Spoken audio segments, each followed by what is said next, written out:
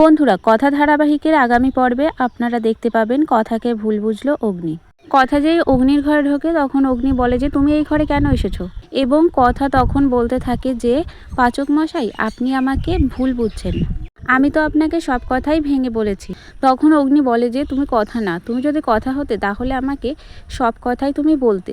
তখন অগ্নি তাকে বলতে থাকে যে আমার কথা আমার কাছ থেকে কোনো কথাই লুকায় না, কোনো দিন লুকায়নি এবং লুকাবেও না, আমি সেটা খুব ভালো করেই জানি। আমি জানি তুমি বলি এবং তুমি কথা না, আমার কথা মারা গেছে, আমার কথা বেঁচে নেই। এ কথা অগ্নি বুলিকে বলল এবং বুলিকে বলল তুমি এই ঘর থেকে বেরিয়ে যাও। এ কথা বললো যখন বুলি বা কথা ঘর থেকে বেরোয় না তখন তাকে টেনে নিয়ে ঘর থেকে বাইরে ফেলে দেয়।